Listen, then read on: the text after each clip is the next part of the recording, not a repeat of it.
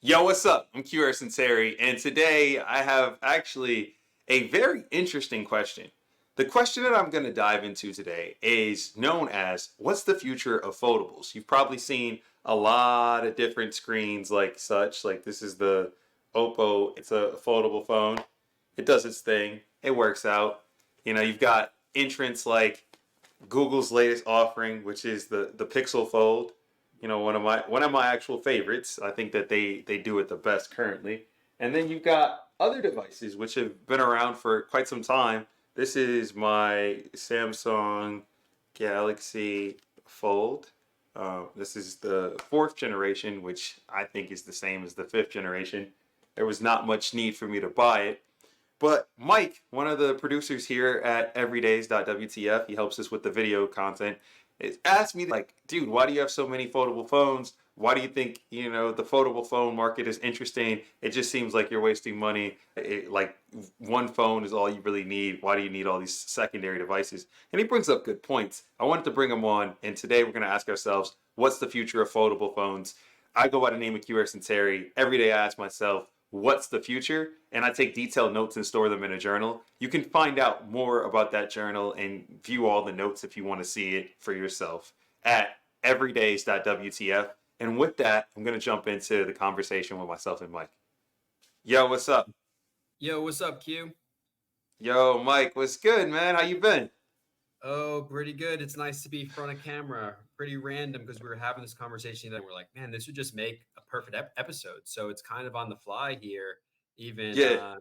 And that's what's beautiful about Everydays is it's really like in the moment conversations. And we started It's recording it. We're like, no, this needs to be heard wider than just a private conversation. So, not for sure. what's your hot take on foldable devices?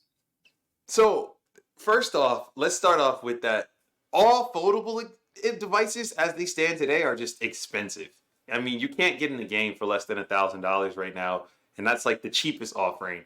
So, one of the ways that carriers are making these more affordable is they're doing lots of subsidies. You're subsidizing phones as deeply as I've seen $1,300 in some cases, which is a lot when you're talking about a phone because you're like, okay, if they subsidize $1,300 of the payment, how much is still left over? In some cases, it could be where people have upwards of $800 or more that they still owe on the device after they've done all the subsidies and traded in pretty much everything they own. So, what is sad about foldables is it's very expensive, and because it's expensive, I don't think we're going to see as widespread adoption as we possibly could have had in the last years when we think about just technology. Like if a phone cost $1,000, that was pretty much the barrier to entry for most people. To double that is just excluding all people, I think. And so when a phone costs as much as a laptop or two laptops, what you need to do is you need to offer a lot.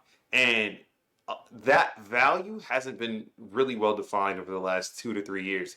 And I got in the foldable phone game after Samsung introduced the Fold 2. So that was my first foldable. This was a few years What ago. made you want to buy that one? At the time, like the Fold 1 was a great concept device. It had crazy bezels, and I just wasn't a fan of the bezels. I thought the idea in itself was super futuristic, and I think I remember even doing a presentation like back in 2019 when I got the phone, and I was just like, look, like this is the future. Like when you get a phone, like here's one of the Samsung phones, they all look the same now. And you do that, there's very few moments in my lifetime where I was like, this is the future. I don't have that same feeling anymore about the Samsung foldables, largely because my Fold 2 looks just like my Fold 4, which looks just like the Fold 5, which looked just like the Fold 3. So you can follow the trend. The thing that I'm most excited about by Samsung is they've had 5 generations of iterating on the foldable device concept. And because of that, when you use a Samsung foldable device, you're getting a very mature experience. Like the apps all work. They've got 100 billion ways to do anything you can dream of. You can customize everything to your heart's desires, and you have a really good glimpse of what a foldable could be. And the thing that I like most about the Samsung devices themselves is all of these phones, with the exceptions of the Flip, which is the one that goes vertical instead of horizontal. That one is they all have decks. So all of these phones have decks, and decks is Samsung's version of turning your phone into a computer. So you can plug your phone into any USB-C monitor and it turns it into a full desktop experience. You might say, well, why do I want that? Well, it's a question you'll ask until you actually have experienced it, but it's really cool. I use it a lot with my actual in-real air glasses. So I'll plug my in-real air glasses into my phone, my Samsung one with Dex, and then now I've got a computer that I'm walking around with that's like spatially compliant. Like, you've got like all this augmented reality and XR experiences, and it's all happening off a phone. And that's only available right now on the Samsung offerings. That any of their phones with Dex give you that. And that's what I think is a glimpse into the future, is we're seeing the phone transition away from a purpose device. When I say one purpose, obviously smartphones have a lot of purposes in our lives, but there's a duality that they've been missing. And that is like as a bigger media and entertainment or consumption device or more powerful device when you think of like laptops or even some of the tablet offerings from Microsoft, etc. Like you were kind of missing that. You didn't have the screen real estate, and you didn't have the power. Most foldable devices are packing, a healthy amount of memory on each on board because they need it to power all the different screens and things of that nature. And because of that, you just have a lot more at your fingertips. I really like the Google experience because one, I think Google got a lot of things right. So the one thing that I think Google did right was the form factor. Like this is a very I'll get it right. This is a really comfortable form factor. What I mean by that is I can hold it. It doesn't feel like a remote. It's like, it's very easy. You can see I've got all my apps there. It fits. Like I can just use it. And then when I don't want to use it like that, I unfold it. And again, I've got all my apps there. I'll let it zoom in. We've got a little glare. So some of the things you're describing as the future of foldables, you think there will be limited capabilities on regular phones compared to foldables, basically, is the summary of it in super short version. Yeah, I mean, like, I think that there will be limited capacity on regular smartphones because there's just only so much you can do. When you introduce a whole new game by expanding the screen real estate, you now are going into a world where you can envision, multitasking. You can think about content consumption a lot differently. Like for me, when I read, one of the cooler things about the Pixel Fold is it really does feel like I'm reading a book. Like I'm gonna pull up a book here so you can get a chance to see it. Shout out to Alex Hormozy. He just dropped a new book called $100 Million Leads. I'm going to try to pull that one up right here real quick. So here we go. We got the book going. I'm going to close this out real quick. But like, you see this? This looks like a book. That looks like a book. If I hold this looks like a book. And I can like hold it and it just like, and I'm reading. And I can go and I can highlight. Like, there's no smartphone or there's no iPhone currently that gives me that experience that is just like the book, and it feels good. When I stare at my screen, I'm like holding it. It's awkward. You're on the plane, whatever. You can watch a whole movie on the plane. You don't have to worry about things. You got kickstands. Like, it's just the tablet experience already packed into your phone. It's a 2-in-1, and I only have to carry one device, and I get a little bit better battery life. I get all these things that I wouldn't necessarily get or I need multiple devices for. I actually like foldables for that. I don't think they're for everybody. I think that foldables right now are the R&D of the smartphone world. So to me, it reminds me a bit of BlackBerry. It reminds me a bit of Palm, if you remember the Palm Pilot and the Palm Trio and all those phones.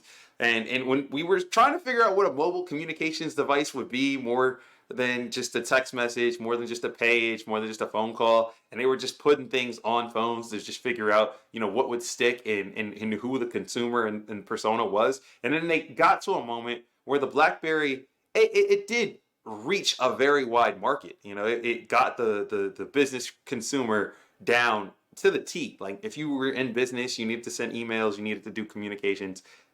The BlackBerry was definitely the preferred device of choice. And then when you go back to a younger segment, the cool hipsters, everyone had a sidekick because, you were doing all the AOL online messaging, all the MySpace messaging, all the like different online chat rooms and stuff. The sidekick was just like the perfect device to do that on. And then you moved into the era of the Razor, which was like the cool chic. I just need to make a phone call, maybe send a text. And then finally, after the Razor, there was the whole era of like the iPhone, and that was like everybody had an iPhone, and we're still in that era right now. I think that foldable phones are very much in the nascent start of their journey, and we're all trying to figure out where exactly does this value get captured, why should you put it there, etc. And for me personally, I just think that, like, you know I'm a fan. I'm a fan, and I don't, and I'm a future thinker. So I'm always thinking about where this could go. Like, I think that being able to plug, like, we know that the Apple Vision Pro has a cord. Because it has a cord, that means you're gonna have the little puck for the battery today, allegedly. But why couldn't that just be a smaller computer that you plug into? Why couldn't that device be like a phone of sorts, right? You follow what I'm saying here? So I think there is a world where spatial computing actually gets a boost from our phones and our everyday carry devices. And I think that future is not that far away. But I think you need to figure out what other use cases you could have in those devices, because it wouldn't be that exciting if you just plugged into like your standard iPhone, in my opinion. And I think that also works true, or that also holds true on the Android side as well. So I think we're trying to figure out, what's beyond a tablet, and how do we redefine that experience, but also what is actually meaningful and what will people actually use. And like, even multitasking, how many times a day do you jump between apps? Imagine if you could just pull up two apps and drag and drop. And I do it all the time with email. Like, when I'm in an email, if I want to be super fast, if I'm on my Fold, I can respond to emails in near real time, like I do text, because I can see all the information I need. And if I had to make a decision on the fly, or I need to look at a document or anything, I can just quickly multitask, look at it, say it's good to go, and just boom. And so I'm much quicker on the go with that. But sometimes I can't always be at a computer, where I would be the fastest. And so this is the next best compromise. Is it a phone for everybody? I don't think so. I think the price range is way too expensive. I do think that the flips, I think that these are really good everyday phones. Like, and I think they've gotten, incredibly well suited for just the general population. And I think Apple will probably enter the market with something like this first, largely because it just makes sense and it's cool. Like, every time you open and close the phone, you have like a new tactile experience with it. But one of my favorite use cases is, like, I turned this phone into an iPod. Doesn't I can't You can't see the screen, but it's an iPod. Isn't that kind of cool? I mean, it literally looks like an iPod. Yeah, yeah. So like you could have so much fun with these. I've seen people turn them into Game Boys and all different types of things, right? And so my whole thing is like, you can just get excited about technology again, and that's what it's supposed to be. Like, I haven't bought an iPhone for a couple years now, because what's the difference between my iPhone and that next iPhone and the iPhone after that? The camera? Like, dude, you got to be kidding me. Especially when you think about the camera, like on the foldable phones, you can always use the back camera, which is always the best camera.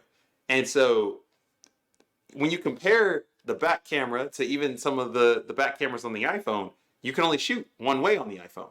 Unless you're like a blogger and you're like doing that like whole, like, I flip my phone around, I can't see it. On a foldable phone, all you have to do is just do this, right? And now I can see myself on this screen, take a photo, and use the back cameras, and I've got, way better photos than I'd ever have on the selfie cam of the iPhone. And pretty much all foldable phones give you that. You can see here, I've got this one on. That's Uh, awesome. yeah, and like, you're getting the full megapixels of that back camera. So for people that document, create a lot of content, want to be inconspicuous, it's much easier to just do something like this. Take a picture, do your vlog, do all that good stuff. You can get vertical or horizontal, same workflow. So it feels more like holding a GoPro than it does holding, this nice piece of glass that you hold out. And so for content creators, I think these phones are actually the difference maker. It's just that I'm I a don't think believer everybody's now. on. You turned me. Yeah, like, if I you make didn't see it early in our conversation, and now I'm a believer in this as the future, and that's what this I mean, show's about. for sure. I mean, I don't know if I don't think everybody's gonna ascribe to it. I still use my iPhone daily. I No, still but think that it's an interesting, like, new wave of development, right? And as you alluded to with the iPhone, it's just like a lot of same minor upgrades. Whereas like this big shift, it's like, oh, hey, use hardware in a different way, and as kind of we're in such a big technology shift right now. The hardware is going to change, right? So what does it exactly look like? I don't know, but like this feels like a more interesting exploration of new hardware than the iPhone of like very similar features. And that's why I keep experimenting with it, to be honest. It's like I'm looking to see what is that form factor, how do apps respond. And right now for media, the foldable phones are great. Like they're uncontested. Like there's very few devices that actually beat them on just how they just on form factor, execution of like playback in different files that you could have, and also just like the ease of use. Like you have one device that can transform into multiple devices with decent battery life in most cases. That is what most people that travel a lot dream of. It's like imagine not having to pull your iPad out at the airport. Imagine not having to grab, your Kindle or the next device or even your camera. It's just I got one device. I put it in the bin and you just walk out, pick up that one device, and I'm good. And Yeah. and I think that is really cool. And I really do appreciate that about foldable devices. And I think foldables in the general sense, they're still clunky.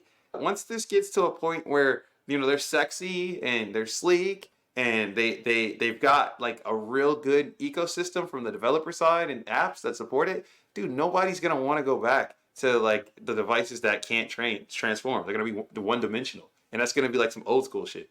Totally. My big takeaway is this is not going to be the last future note on foldable devices.